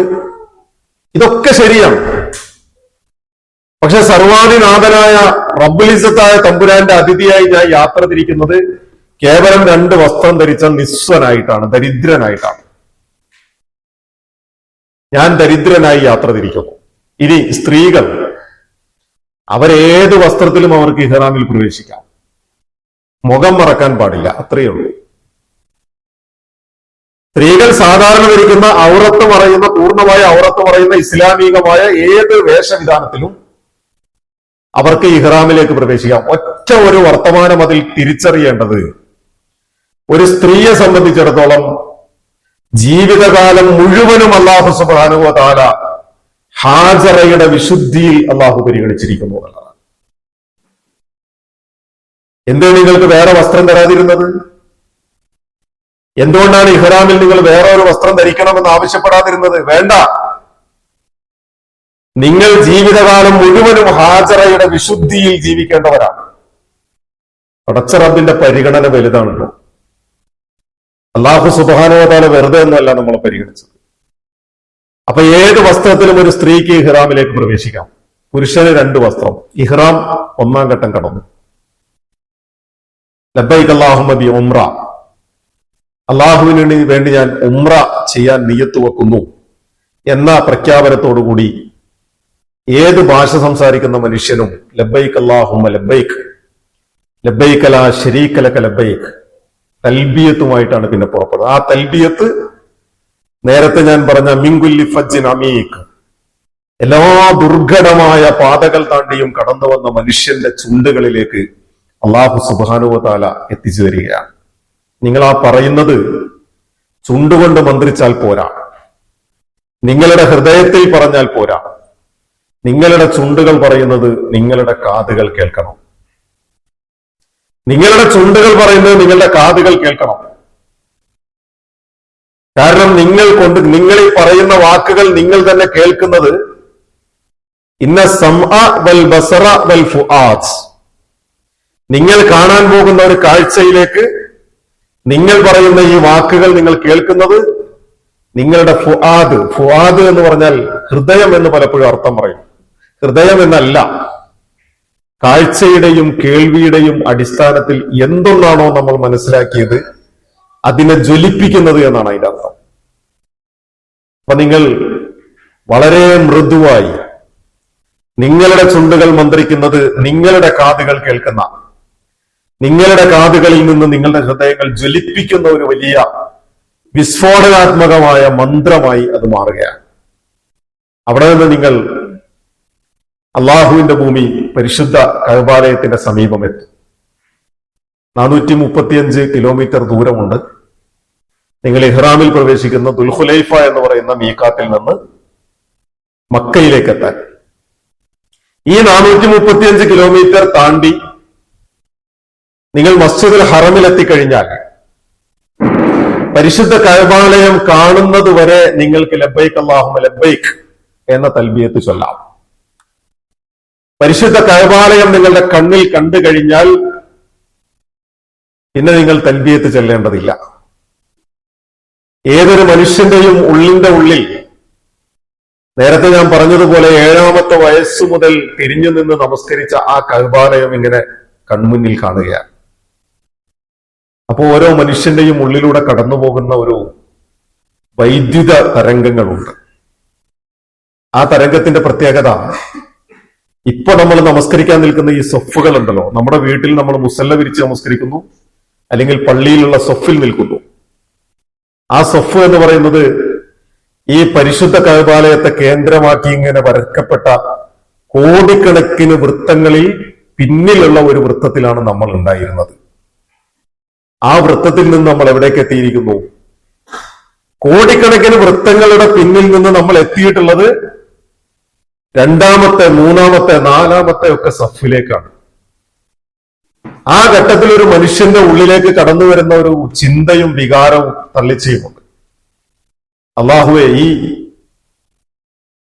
ദരിദ്രനായ, ഈ പാപിയായ, തെറ്റുകാരനായ നിന്റെ അടിമയെ നിന്റെ പ്രവാചകന്മാർ നടന്നു നീങ്ങിയ ഈ മണ്ണിലോളം കൊണ്ടുവരാൻ ആലോചിച്ചു നോക്കൂ. അള്ളാഹുവിന്റെ പ്രവാചകന്മാർ നടന്നു നീങ്ങിയ, അള്ളാഹുവിന്റെ അംബിയാ മുർസലീങ്ങളുടെ കണ്ണുനീരും ചോരയും ഒക്കെ ഇറ്റുവീണ, അള്ളാഹുവിന്റെ അംബിയാ മുർസലീങ്ങളുടെ സഹാബാക്കൾ നടന്നു നീങ്ങിയ ആ മണ്ണിൽ എന്നല്ല, ഭൂമിയിലെ ഏറ്റവും വിശുദ്ധമായ ഈ മണ്ണിലേക്ക് എന്നെ കൊണ്ടുവരാൻ എന്ത് യോഗ്യതയായിരുന്നു നിന്റെ മുമ്പിൽ? ഇതൊരു വലിയ ചോദ്യം നമ്മൾ തന്നെ നമ്മളോട് ചോദിക്കും. അവിടെ നമ്മുടെ നെഞ്ചും കൂടി ഇരുന്ന് ഇങ്ങനെ വീങ്ങും. അവിടെ നമ്മളറിയാതെ ചില വികാരത്തള്ളിച്ചയുടെ പേരിൽ നമ്മുടെ കണ്ണുകൾ നിറയും. ഞാൻ ഒരുപാട് യാത്ര ചെയ്ത ആളാണ്. 23 ഗ്രൂപ്പിനെ നയിച്ചു കൊണ്ടുപോയ ആളാണ്. പക്ഷെ ഇപ്പോഴും പരിശുദ്ധ കഅബാലയം ഇങ്ങനെ കണ്ണിൽ കാണുമ്പോൾ തെളിയുന്ന കുറെ ചോദ്യങ്ങളുണ്ടാവും. ആ ചോദ്യങ്ങൾ അഭിമുഖീകരിക്കാതെ നമുക്ക് മുന്നോട്ട് പോകാൻ കഴിയില്ല. എന്റെ റബ്ബ്, എന്റെ നാഥൻ എന്നെ വിളിച്ചു. എന്ത് യോഗ്യതയുടെ പേരിലായിരുന്നു ആ വിളി, ആ തെരഞ്ഞെടുപ്പിന് ഞാൻ പാത്രമായത്? അല്ലാഹു സുബ്ഹാനഹു വ തആലക്ക് ഞാൻ പകരം എന്ത് നൽകിയാലാണ്, എന്റെ ജീവിതത്തിൽ നിന്ന് ഞാൻ എന്ത് ചേർത്ത് വെച്ചാലാണ് ഈ ഒരു ഔദാര്യത്തിന്, ഈ ഒരു അനുഗ്രഹത്തിന് എനിക്ക് നന്ദി പറയാൻ കഴിയുക? ആ ചോദ്യം നമ്മളിങ്ങനെ വല്ലാതെ അലട്ടും. ഇനി പരിശുദ്ധ കഅബാലയത്തിന്റെ സമീപത്തേക്ക് നമ്മൾ എത്തും. ഇതൊക്കെ സുദീർഘമായി, വളരെ വൈകാരികമായി പറയേണ്ട ഒരു സംഗതിയാണ് കേട്ടോ. ഞാനത് വളരെ ചുരുക്കിയാണ് നിങ്ങളുടെ മുമ്പിൽ പറയുന്നത്. പരിശുദ്ധ കഅബാലയത്തിന് സമീപം എത്തിയാൽ പുരുഷന്മാർ അവരുടെ വലത്തെ ചുമൽ പുറത്ത് കാണിച്ച് പരിശുദ്ധ കഅബാലയം ഇടതുവശത്താക്കിയിട്ട് മുന്നോട്ട് നടക്കും. എല്ലാവരും മുന്നോട്ട് നടക്കും. പരിശുദ്ധ കഅബാലയം നമ്മുടെ ഇടതുവശത്താണ്. വലം വെക്കുക എന്നാണ് നമ്മൾ പറയുക. യഥാർത്ഥത്തിൽ ഇടത്തോട്ടാണ് നമ്മൾ നടക്കുന്നത്. 7 പ്രാവശ്യം നടക്കേണ്ടതുണ്ട്. പക്ഷെ ആ നടത്തം ആരംഭിക്കുന്നത് ഹജറുൽ അസ്വദിന്റെ സ്ഥാനത്ത് നിന്ന് ആരംഭിക്കും. ബിസ്മില്ലാഹി അല്ലാഹു അക്ബർ എന്ന് കൈ ഉയർത്തി പരിശുദ്ധ കഅബാലയത്തിലെ ഹജറുൽ അസ്വദിനെ അഭിവാദ്യം ചെയ്ത് അല്ലാഹുമ്മ ഈമാനം ബിക, അല്ലാഹുവെ നിന്നിൽ വിശ്വസിച്ചുകൊണ്ട്, തസ്ദീഖൻ ബി കിതാബിക, നിന്റെ വേദഗ്രന്ഥത്തെ സത്യപ്പെടുത്തിക്കൊണ്ട്, വഫാഅൻ ബി അഹദിക, നിന്നോടുള്ള കരാറിനെ പൂർത്തീകരിച്ചുകൊണ്ട്, വത്തിബാഅൻ ബി സുന്നത്തി റസൂലിക, നിന്റെ റസൂലിന്റെ സുന്നത്തിനെ പിന്തുടർന്നുകൊണ്ട് ഞാൻ ഈ കർമ്മം നിർവഹിക്കുന്നു. അങ്ങനെ നടക്കുകയാണ്. ആ നടത്തത്തിൽ അള്ളാഹുവിനോട് ചോദിക്കാനുള്ള എല്ലാ ചോദ്യങ്ങളും ചോദിക്കാം, എല്ലാ പ്രാർത്ഥനകളും ആവശ്യപ്പെടാം. നമുക്ക് വേണ്ടി പ്രാർത്ഥിക്കാം, മാതാപിതാക്കൾക്ക് വേണ്ടി പ്രാർത്ഥിക്കാം, മക്കൾക്ക് വേണ്ടി പ്രാർത്ഥിക്കാം, അയൽവാസികൾക്ക് വേണ്ടി പ്രാർത്ഥിക്കാം, പ്രാർത്ഥന കൊണ്ട് വസിയത്ത് ചെയ്ത ആളുകൾക്ക് വേണ്ടി പ്രാർത്ഥിക്കാം, ലോകത്തിനും രാജ്യത്തിനും മുഴുവൻ മനുഷ്യ സമൂഹത്തിനും വേണ്ടി പ്രാർത്ഥനകൾ ഇങ്ങനെ ചേർത്ത് വെച്ചുകൊണ്ടേയിരിക്കും. ആ നടത്തത്തിന്റെ പ്രത്യേകത എന്താണെന്നറിയോ? ഇടതുവശത്തേക്കാണ് നിങ്ങൾ നടക്കുന്നത്. ആ നടത്തം ലോകത്തെ എല്ലാ ഗ്രഹങ്ങളും സൂര്യനെ ചുറ്റിക്കൊണ്ടിരിക്കുന്നത് ഇടത്തോട്ടാണ്. ഒരൊറ്റ ഗ്രഹവും വലത്തോട്ട് കറങ്ങുന്നില്ല. ഈ ക്ഷീരപഥത്തിലെ എല്ലാ ഗ്രഹങ്ങളും കറങ്ങുന്നത് ഇടത്തോട്ടാണ്. ഭൂമിയിൽ പടർന്നു കയറുന്ന ഓരോ ചെടികളും സൂര്യന്റെ എതിർദിശയിൽ നിന്ന് നമ്മൾ വിലയിരുത്തിയാൽ അതെല്ലാം പടർന്നു കയറുന്നത് ഇടത്തോട്ടാണ്.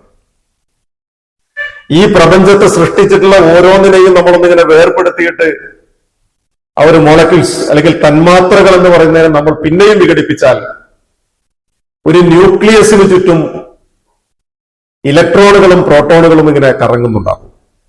ആ ന്യൂക്ലിയസിന് ചുറ്റുമുള്ള അതിന്റെ കറക്കവും ഇടത്തോട്ടാണ്. ഒരു സ്ത്രീയുടെ ഗർഭാശയത്തിൽ ഗർഭം ധരിക്കുന്നതിന്റെ തൊട്ടു മുൻപ്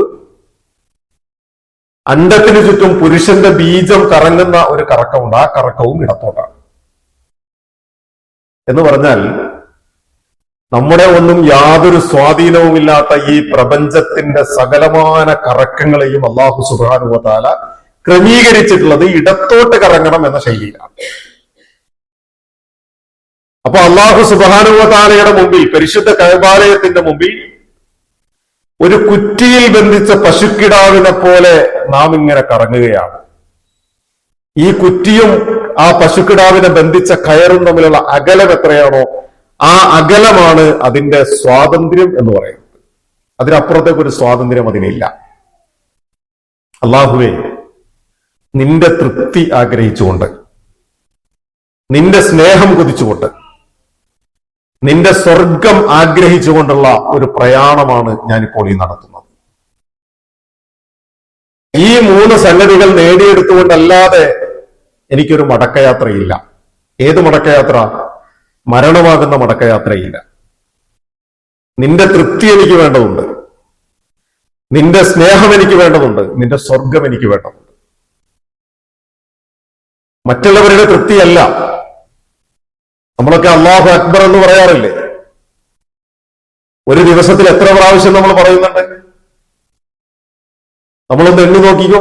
നമസ്കാരത്തിലെ ഓരോ അനക്കങ്ങളിൽ, ബാങ്കിൽ, ഇക്കാമത്തിൽ, നമസ്കാരം കഴിഞ്ഞ് സലാം വീട്ടിയാൽ ഉറങ്ങാൻ കിടക്കുമ്പോൾ 33 പ്രാവശ്യം, 320 പ്രാവശ്യം, 320 പ്രാവശ്യം ഒരു മനുഷ്യൻ അല്ലാഹു അക്ബർ എന്ന് പറയും. അള്ളാഹുവാണ് ഏറ്റവും വലിയവൻ. അല്ലാത്തതൊക്കെ ചെറുതാണെന്നാണ് പറഞ്ഞതിന്റെ അർത്ഥം. അല്ലാത്തതെല്ലാം ചെറുതാണ്. പരിശുദ്ധ കഅബാലയത്തിന്റെ മുമ്പിൽ ഈ മനുഷ്യർ നടത്തുന്ന തവാഫിന്റെ പ്രഖ്യാപനം അങ്ങനെയാണ്. അല്ലാഹുവേ, നീയാണ് ഏറ്റവും വലിയവൻ എന്ന് ഞാൻ ഏത് കാലം മുതൽ പറയാൻ ആരംഭിച്ചിട്ടുണ്ടോ ആ പറയാൻ ആരംഭിച്ച കാലം മുതൽ ഞാൻ നടത്തിയ പ്രഖ്യാപനത്തിന്റെ സാക്ഷാത്കാരം എനിക്ക് കിട്ടേണ്ടത് നിന്റെ തൃപ്തിയാണ്, നിന്റെ സ്നേഹമാണ്, നിന്റെ സ്വർഗമാണ്. ആ 7 പ്രാവശ്യത്തെ തവാഫ് പൂർത്തിയായി. ഇടത്തോട്ട് നാം നടന്നു. ഈ ക്ഷീരപഥത്തിലെ സകലമാന ഗ്രഹങ്ങളെയും പോലെ, പടർന്നു കയറുന്ന സകലമാന ചെടികളെയും പോലെ, ഗർഭാശയത്തിനകത്ത് അണ്ടത്തിന് ചുറ്റും സഞ്ചരിക്കുന്ന ബീജത്തെ പോലെ ഓരോ തന്മാത്രകളെയും വിഘടിപ്പിച്ചാൽ കിട്ടുന്ന ന്യൂക്ലിയസിന് ചുറ്റും കറങ്ങിക്കൊണ്ടിരിക്കുന്ന ഇലക്ട്രോണുകളെയും പ്രോട്ടോണുകളെയും പോലെ ഞാനും സഞ്ചരിച്ചു. റബ്ബിന്റെ തൃപ്തിയുടെ മുമ്പിൽ കഴിഞ്ഞു തവാഫ് 7 തവണ. ആ തവാഫ് കഴിഞ്ഞാൽ പിന്നെ നിങ്ങൾ ഒരല്പം വലത്തോട്ട് മാറും. ആ വലതുവശത്തേക്ക് മാറിയാൽ 2 റക്അത്ത് സുന്നത്ത് നമസ്കരിക്കേണ്ടതുണ്ട്. വത്തഖിദൂ മിൻ മഖാമി ഇബ്രാഹിമ മുസ്സല്ല. നിങ്ങൾ ഇബ്രാഹിം നിന്ന് നമസ്കരിച്ചിടത്ത് നമസ്കാര സ്ഥലം സ്വീകരിക്കുക. ഇബ്രാഹിം നിന്ന് നമസ്കരിച്ചിടത്ത് 2 റക്അത്ത് നിങ്ങൾ നമസ്കരിക്കണം. ആ 2 റക്അത്ത് നിങ്ങൾ നമസ്കരിക്കുമ്പോൾ ആദ്യത്തെ റക്അത്തിൽ സൂറത്തുൽ ഫാത്തിഹ കഴിഞ്ഞാൽ നിങ്ങൾ പാരായണം ചെയ്യേണ്ടത് ഖുൽ യാ അയ്യുഹൽ കാഫിറൂൻ എന്ന സൂറത്തുൽ കാഫിറൂനാണ്. ഓർമ്മയിൽ വെക്കണം. ആദ്യത്തെ റക്അത്തിൽ സൂറത്തുൽ ഫാത്തിഹ കഴിഞ്ഞാൽ സൂറത്തുൽ കാഫിറൂൻ ഓതണം. രണ്ടാമത്തെ റക്അത്തിൽ സൂറത്തുൽ ഫാത്തിഹ കഴിഞ്ഞാൽ ഖുൽ ഹുവല്ലാഹു അഹദ് എന്ന സൂറത്തുൽ ഇഖ്ലാസും ഓതണം. ഈ 2 അധ്യായങ്ങളുടെ പ്രത്യേകത എന്താ? സൂറത്തുൽ കാഫിറൂൻ എന്ന് പറഞ്ഞാൽ വിശുദ്ധ ഖുർആനിന്റെ 4-1. അള്ളാഹുവിന്റെ പ്രവാചകന്മാർ ഈ ഭൂമിയിലേക്ക് വന്നു അവരുടെ പ്രബോധന ദൗത്യം നിർവഹിച്ചു കഴിഞ്ഞ് ഏറ്റവും ഒടുവിൽ നിഷേധികളായ സമൂഹത്തോട് വിളിച്ചു പറഞ്ഞ വാക്കാണ് കുലിയായികൾക്ക് കാഫിരീങ്ങളെ ലക്കും ദീനുക്കും വലിയ ദീൻ, നിങ്ങൾക്ക് നിങ്ങളുടെ ദീൻ, എനിക്ക് എന്റെ ദീൻ. ഇതൊരു പ്രഖ്യാപനമായിരുന്നു, അവസാനത്തെ പ്രഖ്യാപനം. ആദ്യത്തെ പ്രഖ്യാപനമോ ഖുൽ ഹുവല്ലാഹു അഹദ്, അള്ളാഹു അവൻ ഏകനാണ് എന്നുള്ളതാണ്.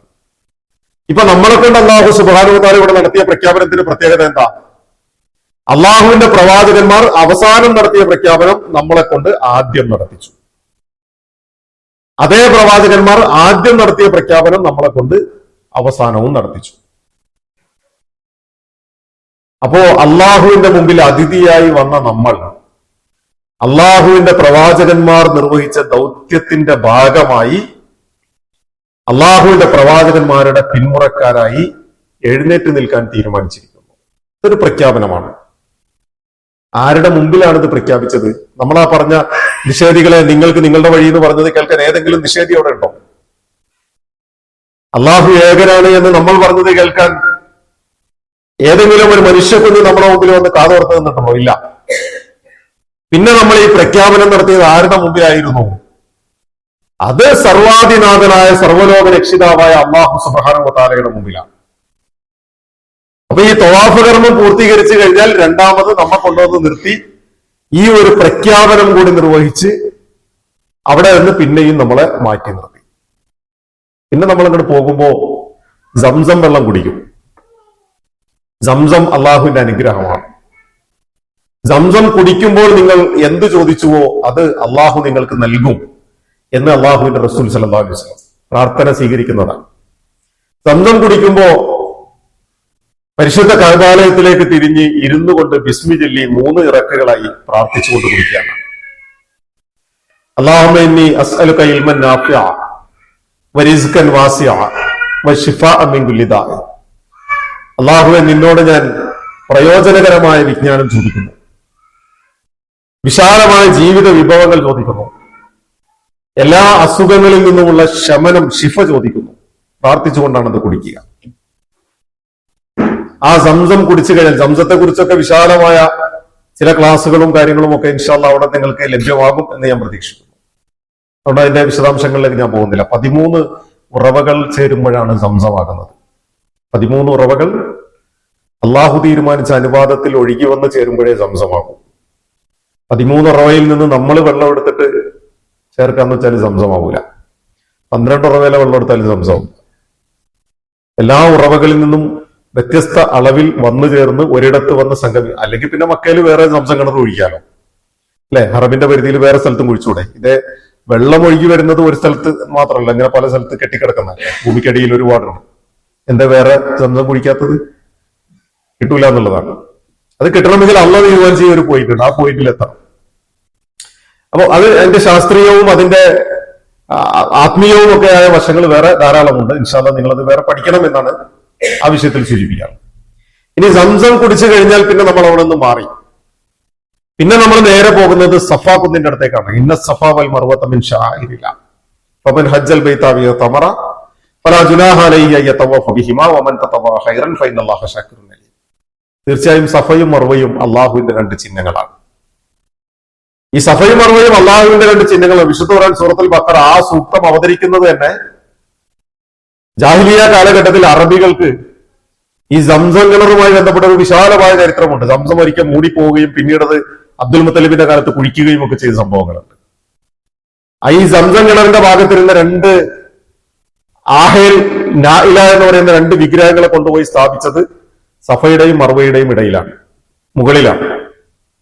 അപ്പൊ ഈ ജാഹിലിയ കാലഘട്ടത്തിൽ ആളുകൾ ഇങ്ങനെ ഹജ്ജിന് വരുന്ന ആളുകളൊക്കെ ഓടിപ്പോകുമ്പോ ആളുകളുടെ ധാരണ സഫയിലും മർവയിലും പോകുന്നത് ഈ രണ്ട് വിഗ്രഹങ്ങളെ കാണാനാണ് എന്നായിരുന്നു. വിശുദ്ധ ഖുർആൻ ധാരണയെ തിരുത്തുകയാണ്. നിങ്ങൾ അവിടെ പോകുന്നത് വിഗ്രഹങ്ങളെ കാണാനൊന്നുമല്ല. ഇന്ന സഫ വൽ മർവത മിൻ ശആഇരില്ല. സഫയും മർവയും അള്ളാഹുവിന്റെ രണ്ട് ചിഹ്നങ്ങളിൽപ്പെട്ടതാണ്. അപ്പൊ അള്ളാഹുവിന്റെ ചിഹ്നങ്ങളാണ്. ആ ചിഹ്നങ്ങളിൽ നിങ്ങൾ സഫയിലെത്തുന്നു, സഫയിൽ നിന്ന് നിങ്ങൾ മർവയിലേക്ക് സഞ്ചരിക്കുന്നു. അല്ലാഹു അക്ബർ 3 തവണ കൈ ഇങ്ങനെ കമിഴ്ത്തി പിടിച്ച് പരിശുദ്ധ കഅബാലയത്തിന്റെ നേരെ പിടിച്ചുകൊണ്ട് അല്ലാഹു അക്ബർ എന്ന് 3 പ്രാവശ്യം പറഞ്ഞ് ഇന്ന സഫ വൽ മർവത മിൻ ശആഇരില്ല എന്ന ഖുർആൻ സൂക്തവും പാരായണം ചെയ്തിട്ട് സഫയിൽ നിന്ന് മർവയിലേക്ക് നടക്കുകയാണ്.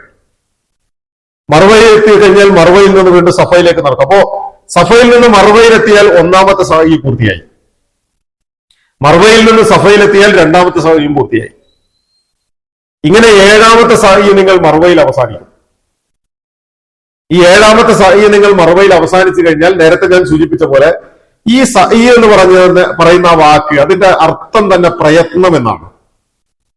ഇത് ഞാനല്ല ഇതിലൂടെ ആദ്യമായിട്ട് ഓടുന്നത്. എനിക്ക് മുൻപ് ഒരുപാട് മനുഷ്യർ, ലക്ഷോപലക്ഷം മനുഷ്യർ ഓടിയിട്ടുണ്ട്. അള്ളാഹുവിന്റെ അംബിയാ മുർസലീങ്ങൾ ഓടിയിട്ടുണ്ട്. പക്ഷെ അള്ളാഹുവിന്റെ അംബിയാ മുർസലീങ്ങൾ ഓടുന്നതിന് മുൻപ് ഏറ്റവും ആദ്യമായിട്ട് അതിലൂടെ ഓടിയ വ്യക്തി ഹാജറയാണ്. ഈ ഹാജറ ഓടുമ്പോ അവരുടെ മുമ്പിലുണ്ടായിരുന്ന 2 കാര്യങ്ങൾ, 2 ലക്ഷ്യം. എന്റെ കുഞ്ഞ് നാവ് വറ്റി വരണ്ട് തൊണ്ട പൊട്ടി മരിക്കാൻ കിടക്കുന്നു, അവനൊരു തുള്ളി വെള്ളം കിട്ടണം.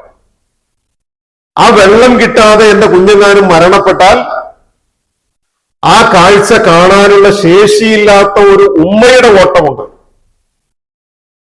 തന്റെ കുഞ്ഞെങ്ങാനും ഒരു തുള്ളി വെള്ളം കിട്ടാതെ കൈകാലിട്ടടിച്ച് മരണപ്പെട്ടാൽ ആ കാഴ്ച കാണാൻ ത്രാണിയില്ലാത്ത ഒരു ഉമ്മയുടെ മനോഗതിയിൽ നിന്നുകൊണ്ട് സഫ എന്ന് പറയുന്ന ഒരു വലിയ പ്രതീക്ഷയായി മാറും, മർവ എന്ന് പറയുന്ന മറ്റൊരു പ്രതീക്ഷയായി മാറും. അപ്പൊ ഈ 2 പ്രതീക്ഷകൾ അള്ളാഹുവിൽ വരവേൽപ്പിച്ചുകൊണ്ടുള്ള ഈ സഫാ മർവകൾക്കിടയിലുള്ള ഹാജറയുടെ ഓട്ടം ഏതായിരുന്നുവോ അതിന്റെ ഭാഗമായി ഞാനും മാറിയിരിക്കുന്നു. എന്റെ ലക്ഷ്യം വെള്ളം കിട്ടലല്ല, എന്റെ ലക്ഷ്യം അള്ളാഹുവിന്റെ തൃപ്തിയാണ്, അള്ളാഹുവിന്റെ സ്നേഹമാണ്, അള്ളാഹുവിന്റെ സ്വർഗമാണ്. നേരത്തെ പറഞ്ഞ അതേ ലക്ഷ്യം. ആ പ്രയത്നവും 7 പ്രാവശ്യം ഓടി പൂർത്തിയാക്കുന്നു. 7 പ്രാവശ്യത്തെ സഅയി പൂർത്തിയായി കഴിഞ്ഞാൽ മർവയിൽ നിന്ന് നേരെ പുറത്ത് കടക്കും. പിന്നെ ആകെ ഉള്ളത് മുടിമുറിക്കലാണ്. ആ മുടിമുറിക്കുന്നതോടുകൂടി ഇഹ്റാമിൽ നിന്ന് നാം തഹല്ലുലായി കഴിഞ്ഞു. മുടിമുറിക്കുക എന്ന് പറഞ്ഞാൽ പുരുഷന്മാർ തല മുണ്ടനം ചെയ്യും. അള്ളാഹുവിന്റെ റസൂൽ സല്ലല്ലാഹു അലൈഹി വസല്ലം തല മുണ്ടനം ചെയ്ത മുടി പൂർണ്ണമായി പഠിച്ച ആളുകൾക്ക് വേണ്ടി 3 പ്രാവശ്യം പ്രാർത്ഥിച്ചു. ചില ആളുകൾ മുടി പഠിച്ചില്ല, അവർ അല്പസ്വല്പം അവിടെ നിന്ന് ഇവിടുന്നൊക്കെ വെട്ടിക്കളഞ്ഞുകൊണ്ട് തഹല്ലുലായി. അവർക്ക് വേണ്ടി അള്ളാഹുവിന്റെ റസൂൽ സല്ലല്ലാഹു അലൈഹി വസല്ലം ഒരൊറ്റ തവണയും പ്രാർത്ഥിച്ചു. അതാണ് അതിന്റെ പ്രത്യേകത. തല മുണ്ടനം ചെയ്യുക എന്ന് പറഞ്ഞാൽ നമ്മുടെ തലമുടി നമുക്കറിയാം, ഒരുപക്ഷെ നമ്മുടെ സൗന്ദര്യത്തിന്റെ പ്രതീകമായി നമ്മൾ മനസ്സിലാക്കുന്നത്. അതിന്റെ എണ്ണം എത്രയാണ് എന്ന് നമുക്കറിയില്ല. ഇതുപോലെ നമ്മുടെ ജീവിതത്തിൽ എണ്ണം എത്ര എന്നറിയാത്ത അത്രയും അപരാധങ്ങൾ നമ്മൾ അറിഞ്ഞും അറിയാതെയും ഒക്കെ സംഭവിച്ചിട്ടുണ്ട്. നമ്മൾ ചെയ്ത തെറ്റുകൾ എത്രയാണെന്ന് നമുക്കറിയില്ല. അല്ലാഹുവേ, എന്റെ അപരാധങ്ങളുടെ എണ്ണം എത്ര എന്ന് എനിക്കറിയില്ല. അതുകൊണ്ട് എന്റെ അപരാധങ്ങളെ മുഴുവനും നീ എനിക്ക് പുറത്തു തരണം. ഈ തലമുടി പോലെ ഇതതിന്റെ പിന്നിലെ ഒരു വലിയ ആശയമാണ്.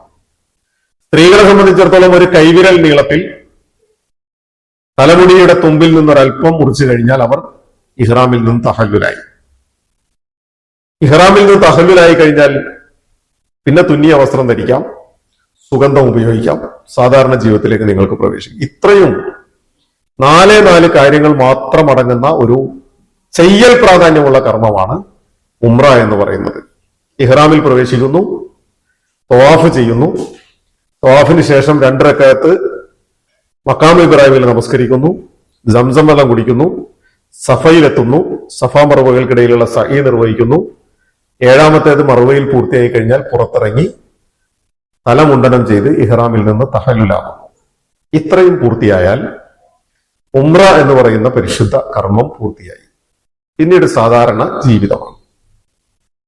ഞാൻ സൂചിപ്പിച്ചത് അള്ളാഹുവിന്റെ അതിഥികളായി യാത്ര തിരിച്ച് നമ്മൾ നിർവഹിക്കാൻ പോകുന്ന ഈ കർമ്മം ഏറെ കവിഞ്ഞാൽ ഒരു 2-2.5 മണിക്കൂർ, 2 മണിക്കൂർ പരമാവധി അതിനുള്ളിൽ ചെയ്ത് പൂർത്തീകരിക്കപ്പെടുന്ന കർമ്മമാണ്. പിന്നെയുള്ള സമയങ്ങൾ നമുക്ക് ആരാധനകൾക്കുള്ള, പ്രാർത്ഥനകൾക്കുള്ള, നമസ്കാരത്തിനുള്ള, വിശുദ്ധ ഖുർആൻ പാരായണത്തിനും ദിക്റുകൾക്കും ദുആകൾക്കും ഒക്കെയുള്ള സമയവും സന്ദർഭവുമാണ്. മസ്ജിദുൽ ഹറമുമായി ബന്ധപ്പെട്ട് ഞാൻ അവസാനിപ്പിക്കുകയാണ്. നമ്മൾ മനസ്സിലാക്കേണ്ട അടിസ്ഥാനപരമായ ഒരു വലിയ വസ്തുത, നിങ്ങൾ എത്ര ഉംറ ചെയ്യുന്നു എന്നതല്ല കണക്ക്. അള്ളാഹുവിന്റെ റസൂൽ സല്ലല്ലാഹു അലൈഹി വസല്ലം ഒരേ സമയം 120 റഹ്മത്തുകൾ ഇറങ്ങുന്ന, 120 അനുഗ്രഹങ്ങൾ ഒരേ സമയം പെയ്തിറങ്ങുന്ന ഇടമാണ് മസ്ജിദുൽ ഹറം എന്ന് പറയുന്നത്. അതിൽ 60 നിയമത്തുകൾ, 60 റഹ്മത്തുകൾ തവാഫ് ചെയ്യുന്ന ആളുകൾക്ക് വേണ്ടിയുള്ളതാണ്. 40 റഹ്മത്തുകൾ മറ്റ് ആരാധനാകർമ്മങ്ങളിൽ മുഴുകിയിരിക്കുന്ന ആളുകൾക്കുള്ളതാണ്. വിശുദ്ധ ഖുർആൻ പാരായണവും പ്രാർത്ഥനയും നമസ്കാരവും ഒക്കെ ആയിട്ടിരിക്കുന്ന ആളുകൾക്കാണ്. 20 റഹ്മത്തുകൾ പരിശുദ്ധ കഅബാലയത്തിന്റെ സമീപത്തും ഒന്നും ചെയ്യാനില്ലാതെ കഅബാലയത്തെ വെറുതെ നോക്കിയിരിക്കുന്നവർക്കുള്ളതാണ്. അപ്പൊ പരമാവധി തവാഫിന്റെ എണ്ണം അധികരിപ്പിക്കുക. പ്രാർത്ഥനകൾക്ക് ഉത്തരം കിട്ടുന്ന ഇടങ്ങളിൽ പരിശുദ്ധ കഅബാലയത്തിന്റെ വാതിൽപ്പടിയിൽ നെഞ്ചു ചേർത്ത് നിങ്ങൾ പ്രാർത്ഥിച്ചാൽ ആ പ്രാർത്ഥനക്ക് അള്ളാഹു ഉത്തരം നൽകും എന്ന് ഹബീബായ റസൂൽ സല്ലല്ലാഹു അലൈഹി വസല്ലം തിരുമേനി. ഹിജ്ർ ഇസ്മായിൽ എന്ന് പറയുന്ന ഒരു അർദ്ധവൃത്താകൃതിയിൽ കെട്ടിത്തിരിച്ചിട്ടുള്ള ഭാഗം, ഹിജ്ർ ഇസ്മായിൽ അല്ലെങ്കിൽ അൽ ഹത്തീം എന്നൊക്കെ നമ്മൾ പറയുന്ന ആ ഭാഗം, അവിടെ ഹാജറക്ക് തന്റെ കുഞ്ഞിന് പാലൂട്ടാൻ വേണ്ടി അറാഖിന്റെ ചുള്ളിക്കമ്പുകൾ കൊണ്ട് ഇബ്രാഹിം അലൈഹി സ്വലാത്തു വസ്സലാം കുടിൽ കെട്ടിക്കൊടുത്ത ഇടമാണ്. സ്വർണ്ണപ്പാത്തിയുടെ താഴെയുള്ള ഭാഗം പ്രാർത്ഥനയ്ക്ക് ഉത്തരം കിട്ടുന്ന ഇടമാണ്. ചരിത്ര സ്ഥലങ്ങൾ സന്ദർശിക്കും. ഞാൻ സാധാരണ ചരിത്ര സ്ഥലങ്ങൾ സന്ദർശിക്കാൻ പോകുന്ന ആളുകളോട് അറഫ മൈതാനിയിലെത്തുമ്പോൾ അവരോട് ഞാൻ പറയാറുണ്ട്, നിങ്ങൾ അറഫ മൈതാനിയിൽ ഒന്ന് ചെരുപ്പൂരിയിട്ട് വെറും നിലത്തൊന്ന് ചവിട്ടണം എന്ന് പറയും. അപ്പൊ വെറും നിലത്ത് ചവിട്ടിയാലും ടൈല് വിരിച്ചേക്കണം, അത് വേറെ വിഷയം. എന്തിനാണ് നിങ്ങൾ വെറും നിലത്ത് ചവിട്ടുന്നത് എന്ന് ചോദിച്ചാൽ, അവിടെ നിങ്ങൾ ചവിട്ടുമ്പോൾ നിങ്ങൾ മനസ്സിലൊന്ന് കൊണ്ടുവരണം, ഞാനിപ്പോൾ നിൽക്കുന്ന ഈ അറഫ മൈതാനി അള്ളാഹുവിന്റെ സകലമാന അംബിയ മുർസലീങ്ങളും നിന്ന ഒരു ഭൂമിയാണ്. അള്ളാഹുവിന്റെ എല്ലാ പ്രവാചകന്മാരും ഹജ്ജ് ചെയ്തിട്ടുണ്ട് റസൂൽ സല്ലല്ലാഹു അലൈഹി വസല്ലം പറഞ്ഞു. ഹജ്ജ് ചെയ്യാന്ന് പറഞ്ഞാൽ അറഫ ആണ്, അൽ ഹജ്ജു അറഫ എന്നാണ്. അറഫയിൽ നിൽക്കാതെ ഹജ്ജ് പൂർത്തിയാവില്ലല്ലോ. ബാക്കി ഏത് കർമ്മം വിട്ടാലും പ്രായശ്ചിത്തം ഉണ്ടാവും, കഫാറത്ത് ഉണ്ടാവും, ബലി കൊടുക്കാൻ പറ്റും, പലതും ഉണ്ടാവും. പക്ഷെ അറഫ മൈതാനിയിൽ നിന്ന് ഒരാൾക്ക് ഒഴിവായി കഴിഞ്ഞാൽ ഹജ്ജ് പൂർത്തിയാവില്ല. അതുകൊണ്ടാണല്ലോ നമ്മുടെ നാട്ടിൽ നിന്നൊക്കെ ഹജ്ജിന് പോയ ആളുകൾ എന്തെങ്കിലും കാരണവശാൽ അസുഖം ബാധിച്ച് ഒരു കോമ സ്റ്റേജിൽ എല്ലാ ബോധവും പൂർണ്ണമായി നഷ്ടപ്പെട്ട ആശുപത്രിയിലാണെങ്കിലും സൗദി ഗവൺമെന്റ് എന്ത് ചെയ്യും, ദുൽഹജ്ജ് 9-ാം തീയതി എയർ ആംബുലൻസിൽ ഹെലികോപ്റ്ററിൽ കൊണ്ടുവന്നിട്ട് ഒരു 1/2 മണിക്കൂർ അറഫ മൈതാനിയുടെ മുകളിൽ നിർത്തും. എന്ന് പറഞ്ഞാൽ അള്ളാഹുവിന്റെ അതിഥിയുടെ ഹജ്ജ് പൂർത്തീകരിച്ചു കൊടുക്കൽ ഞങ്ങളുടെ ബാധ്യതയാണെന്ന് സൗദി ഗവൺമെന്റ് ഏറ്റെടുത്തതാ. അപ്പോ അത്രയും പ്രാധാന്യമുണ്ട് അറഫയ്ക്ക്. എല്ലാ പ്രവാചകന്മാരും നിന്നൊരു ഭൂമിയാണ്. നമ്മൾ ആ ചരിത്ര സ്ഥലങ്ങളൊക്കെ ഇങ്ങനെ കാണും. മിന കാണും. മിന എന്നൊക്കെ പറഞ്ഞാൽ നമ്മൾ ഒരുപാട് പഠിക്കാനുള്ളതാട്ടോ. ഒരു ഹാജിക്ക് 1 മീറ്റർ സ്ക്വയർ ആണ് മിനയിൽ കിട്ടുക. 1 മീറ്റർ സ്ക്വയർ. ആ 1 മീറ്റർ സ്ക്വയർ എന്ന് പറഞ്ഞാൽ ഒരു കബർ കുഴിക്കാനുള്ള സ്ഥലം, അത്രേ ഉള്ളൂ. അതിൽ കൂടുതൽ ഒരു ഹാജിക്ക് കിട്ടൂല. ഒരു കബർ കുഴിക്കാനുള്ള ഇടം, അവിടെ വലതുവശം ചരിഞ്ഞ് കിടന്നുറങ്ങുക. അതൊക്കെയാണ് ഹജ്ജ്. വേറെ തന്നെ നമ്മൾ പഠിക്കേണ്ട ഒരു സംഗതിയാണ്. ഞാൻ പറഞ്ഞത് നമ്മുടെ കർമ്മങ്ങളുടെ ഒരു മർമ്മമുണ്ട്, അതിനൊരു കർമ്മമുണ്ട്, അതിൻ്റെ ഒരു ധർമ്മമുണ്ട്, അതിന്റെ ചൈതന്യം എന്നൊക്കെ നമ്മൾ പറയും. കേവലം കുറെ കാര്യങ്ങൾ ചെയ്യുക എന്നുള്ളതല്ല. ഞാൻ എന്തിനു വേണ്ടി അത് ചെയ്തു, അത് ചെയ്യാൻ എന്തിനു വേണ്ടി എന്റെ റബ്ബ് എന്നെ തിരഞ്ഞെടുത്തു, അത് നിർവഹിച്ചതിലൂടെ എന്നിൽ ഉണ്ടാകേണ്ട മാറ്റമുണ്ട്, അത് നിർവഹിച്ചതിലൂടെ ഞാൻ ഏറ്റെടുക്കേണ്ട ഉത്തരവാദിത്വമുണ്ട്. ഇങ്ങനെ കുറെ തിരിച്ചറിവുകൾ നേടിയെടുക്കാനുള്ളതായിരിക്കണം നമ്മുടെ യാത്ര. ആ യാത്രയിൽ ഉടനീളം അള്ളാഹുവിന്റെ കാരുണ്യത്തിന്റെ മാലാകമാർ നമുക്ക് വേണ്ടി പ്രാർത്ഥിച്ചുകൊണ്ടേയിരിക്കും, നമ്മുടെ അമലുകൾ സ്വീകരിക്കാൻ വേണ്ടിയിട്ട്. നമ്മളെ നമ്മളാക്കി മാറ്റിയെടുക്കുന്ന ഒന്ന്, നമ്മളെങ്ങനെ പാകപ്പെടുത്തിയെടുക്കുന്ന, പരിവർത്തിപ്പിച്ചത് എല്ലാ ജാഹിലിയത്തുകളെയും ഒക്കെ അടർത്തി മാറ്റിയിട്ട് ഒരു നല്ല മനുഷ്യനാക്കി മാറ്റണം. അതാണ് ഈ കർമ്മങ്ങളിലൂടെ സംഭവിക്കേണ്ടത്. ഞാൻ അവസാനിപ്പിച്ചുകൊണ്ട് സൂചിപ്പിക്കട്ടെ, ഞാൻ പറഞ്ഞല്ലോ നമ്മുടെ ഈ കർമ്മങ്ങളുടെ ലക്ഷ്യം അള്ളാഹുവിന്റെ തൃപ്തി, അള്ളാഹുവിന്റെ സ്നേഹം, അള്ളാഹുവിന്റെ സ്വർഗം. അള്ളാഹു ഒരു മനുഷ്യനെ സ്നേഹിക്കാൻ തീരുമാനിച്ചാൽ, അള്ളാഹുവിന്റെ റസൂൽ സല്ലല്ലാഹു അലൈഹി വസല്ലം പറയുന്നുണ്ട്, അള്ളാഹു എങ്ങാനും ഒരു മനുഷ്യനെ സ്നേഹിക്കാൻ തീരുമാനിച്ചാൽ ആകാശത്ത് നിന്ന് അള്ളാഹു ജിബ്രീലിനെ വിളിക്കും. എന്നിട്ട് ജിബ്രീലിനോട് പറയും, ജിബ്രീലെ, ഭൂമിയിലെ ഇന്നാലിന്റെ മനുഷ്യനെ ഞാൻ സ്നേഹിച്ചിരിക്കുന്നു, നീ അവനെ സ്നേഹിക്കണം. ഫനാദാ ജിബ്രീലു അഹ്ലുസ്സമാ. അപ്പൊ ജിബ്രീല് ആകാശലോകത്തിന്റെ അഹ്ലുകാരായ മുഴുവൻ മലക്കുകളെ വിളിച്ചിട്ട് പറയും, ഭൂമിയിലെ ഇന്ന മനുഷ്യനെ അള്ള സ്നേഹിച്ചു, ഞാനും സ്നേഹിച്ചു, നീയും സ്നേഹിക്കണം, നിങ്ങളെല്ലാവരും സ്നേഹിക്കണം. അതോടുകൂടി അള്ളാഹുവിന്റെ സ്നേഹം, ജിബ്രീലിന്റെ സ്നേഹം, മുഴുവൻ മലക്കുകളുടെയും സ്നേഹം. അള്ളാഹുവിന്റെ റസൂൽ സല്ലല്ലാഹു അലൈഹി വസല്ലം പറയുന്നു, ഭൂമിയിലെ ഏറ്റവും ഐശ്വര്യവാനായ മനുഷ്യൻ അയാളാണ്. ഭൂമിയിലെ ഏറ്റവും ഐശ്വര്യവാനായ മനുഷ്യൻ കുറെ പണമുള്ളവനല്ല, കുറെ വിദ്യാഭ്യാസം ഉള്ളവനല്ല, കുറെ ബന്ധുബലമുള്ളവനല്ല. ഏറ്റവും ഐശ്വര്യവാൻ എന്ന് പറയുന്നത് അള്ളാഹുവിന്റെയും ജിബ്രീലിന്റെയും മലക്കുകളുടെയും സ്നേഹം കിട്ടിയ മനുഷ്യനാണ്. മറ്റൊരു ഹദീസിൽ അള്ളാഹു സുബ്ഹാനഹു വ തആല, ഖുദ്സിയായ ഹദീസാണ്, റസൂൽ സല്ലല്ലാഹു അലൈഹി വസല്ലം പറഞ്ഞു, അള്ള പറഞ്ഞിട്ടാണ് എങ്ങനെ, ഭൂമിയിൽ ഒരു അടിമയെ ഞാൻ സ്നേഹിക്കാൻ തീരുമാനിച്ചാൽ അവൻ കാണുന്ന കണ്ണുകൾ ഞാനായിരിക്കും, അവൻ കേൾക്കുന്ന കാതുകൾ ഞാനായിരിക്കും, അവൻ അധ്വാനിക്കുന്ന കൈകൾ ഞാനായിരിക്കും, അവൻ നടക്കുന്ന കാലുകൾ ഞാനായിരിക്കും. അങ്ങനെ ഒരു അടിമ എന്നോട് എന്തെങ്കിലും ചോദിച്ചാൽ അത് ഞാൻ അവന് കൊടുക്കും, അവൻ എന്നോട് അഭയം തേടിയാൽ ഞാൻ അഭയം കൊടുക്കും. അത്തരത്തിലുള്ള ഒരു അടിമയോട് ഭൂമിയിൽ ആരെങ്കിലും വിദ്വേഷം വെച്ച് പുലർത്തിയാൽ അള്ളാഹു സുബ്ഹാനഹു വ തആല അവനോട് യുദ്ധം പ്രഖ്യാപിക്കും. നമ്മൾ ആലോചിക്കുക, അള്ളാഹ് നമ്മളെ സ്നേഹിച്ചാൽ കിട്ടുന്ന ഒരു പുണ്യം, അള്ളാഹ് നമ്മളെ സ്നേഹിച്ചാൽ നമ്മൾ എത്തിപ്പെടുന്ന ഒരു ദർജ, ഒരു പദവി എന്ന് പറയുന്നത്, ഭൂമിയിൽ ആരെങ്കിലും നമ്മളോട് വിദ്വേഷം വെച്ച് പുലർത്തിയാൽ അവരോട് യുദ്ധം പ്രഖ്യാപിക്കാൻ അള്ളാഹു സുബ്ഹാനഹു വ തആല. ഇത് നമ്മൾ നേടിയെടുക്കണം. അപ്പൊ ഇപ്പൊ നമ്മൾ ആരാണെന്ന് ചോദിച്ചാൽ ഇബാദുള്ളയാണ്. ഇഹ്റാമിൽ പ്രവേശിക്കുന്നതോടുകൂടി നമ്മൾ ആരാന്ന് വെച്ചാൽ ളുയൂഫുർ റഹ്മാനാണ്. ഈ ഉംറ കഴിഞ്ഞ് മടങ്ങുമ്പോൾ നമ്മൾ ആരാന്ന് ചോദിച്ചാൽ ഖലീലുർ റഹ്മാൻ, അള്ളാഹുവിന്റെ കൂട്ടുകാരാവണം. അള്ളാഹുവുമായി സൗഹൃദം ബന്ധിപ്പിക്കണം. അല്ലാമ ഇക്ബാൽ പറഞ്ഞ പോലെ, എടോ ഹറം സന്ദർശിച്ച് മടങ്ങുന്ന ഹാജി, നിന്റെ ബാഗിൽ എന്താ? ഈത്തപ്പഴവും സംസം വെള്ളമാണോ? കുറെ കളിപ്പാട്ടങ്ങളാണോ? കുറെ വസ്ത്രമാണോ? കുറെ കൗതുകത്തിന് കണ്ട പലതും വാങ്ങി വെച്ചിട്ടുണ്ടോ? അതല്ല, നിന്റെ ഹൃദയത്തിൽ നീ കൊണ്ടുപോകുന്ന ലഗേജിനകത്ത് ഇബ്രാഹീമും ഇസ്മായിലും ഹാജറയും ഉണ്ടോ? എങ്കിൽ നിന്റെ യാത്ര സഫലമാണ്. നീ ഒരുപാട് ഓടി ചാടി അധ്വാനിച്ചു, പലതും വാങ്ങി, പക്ഷെ നിന്റെ യാത്ര കഴിഞ്ഞ് മടങ്ങുമ്പോൾ ഇബ്രാഹീമും ഇസ്മായിലും ഹാജറയും ഒന്നും നിന്റെ കൂടെ ഇല്ലെങ്കിൽ, നിന്റെ ഉള്ളിലില്ലെങ്കിൽ, അള്ളാഹുവിന്റെ തൃപ്തിയില്ലെങ്കിൽ, പിന്നെ ആ ചെയ്തതൊക്കെ വൃഥാവിലാണ് എന്നാണ് പറഞ്ഞതിന്റെ അർത്ഥം. അള്ളാഹു സുബ്ഹാനഹു വ തആല നമ്മെ അനുഗ്രഹിക്കുമാറാകട്ടെ. മഖ്ബൂലും മബ്റൂറുമായ രീതിയിൽ ഏറ്റവും നല്ല നിലക്ക് പുണ്യകരമായ പരിശുദ്ധ ഉംറ പൂർത്തീകരിച്ച് മടങ്ങി വരാനുള്ള തൗഫീഖ് നൽകി അർഹമർ-റഹീമീനായ നാഥൻ നമ്മെ കണക്കുമാറാകട്ടെ. അള്ളാഹു സുബ്ഹാനഹു വ തആല വീഴ്ചകളെല്ലാം പുറത്തു തന്ന് അവന്റെ നല്ല അടിമകളായി നല്ല ആരോഗ്യത്തോടു കൂടി അമലുകൾ പൂർത്തീകരിക്കാനുള്ള തൗഫീഖ് നമുക്ക് നൽകുമാറാകട്ടെ. യാത്രയിലും മറ്റും ഉണ്ടായേക്കാവുന്ന എല്ലാ പ്രയാസങ്ങളെയും പടച്ച റബ്ബ് ദൂരീകരിച്ച് എല്ലാ പരീക്ഷണങ്ങളെയും തരണം ചെയ്യാനുള്ള ഈമാനും ഇസ്തിഖാമത്തും സബറും നൽകി നമ്മെ അനുഗ്രഹിക്കുമാറാകട്ടെ. ഒരുപാട് ലക്ഷോപലക്ഷം മനുഷ്യർ വന്ന് ഉംറ നിർവഹിച്ച് ഹജ്ജ് നിർവഹിച്ചൊക്കെ മടങ്ങി പോകുമ്പോൾ അവരിൽ നിന്ന് ഒരു പിടി ആളുകളുടേത് മാത്രമാണ് അള്ളാഹു സ്വീകരിക്കുക എന്നാണ്. അങ്ങനെ സ്വീകരിക്കപ്പെടുന്ന ആളുകളുടെ കൂട്ടത്തിൽ നമ്മയും പടച്ച റബ്ബ് ഉൾപ്പെടുത്തുമാറാകട്ടെ. നമ്മിൽ നിന്ന് മരണപ്പെട്ടുപോയ നമ്മുടെ മാതാപിതാക്കൾ, നമ്മുടെ ഇണകൾ, മക്കൾ, സഹോദരങ്ങൾ എല്ലാവർക്കും പടച്ച റബ്ബ് മഗ്ഫിറത്തും റഹ്മത്തും പ്രദാനം ചെയ്യുമാറാകട്ടെ. അവരുടെ ബർസഖിയായ ജീവിതം അനുഗ്രഹത്തിലും സന്തോഷത്തിലുമാക്കി തീർക്കുമാറാകട്ടെ. ജീവിച്ചിരിക്കുന്ന മുഴുവൻ ആളുകൾക്കും ആഫിയത്തോടു കൂടിയുള്ള ദീർഘായുസ് നൽകി അനുഗ്രഹിക്കുമാറാകട്ടെ. റബ്ബനാ തഖബ്ബൽ മിന്നാ ഇന്നക അൻതസ് സമീഉൽ അലീം വതുബ് അലൈനാ ഇന്നക അൻത തവ്വാബുർ റഹീം. റബ്ബനാ തഖബ്ബൽ മിന്നാ ദുആഅനാ വസ്സലാത്തനാ വഖിയാമനാ വറുകൂഅനാ വസുജൂദനാ വഇഹ്റാമനാ വതവാഫനാ വസഹ്യതനാ യാ റബ്ബൽ ആലമീൻ. اللهم نور قلوبنا بالإيمان، اللهم نور حياتنا بالعمرة والطواف يا رب العالمين. ربنا تقبل منا إنك أنت السميع العليم. ربنا آتنا في الدنيا حسنة وفي الآخرة حسنة وقنا عذاب النار. آمين آمين برحمتك يا أرحم الراحمين. صلى الله تعالى وسلم.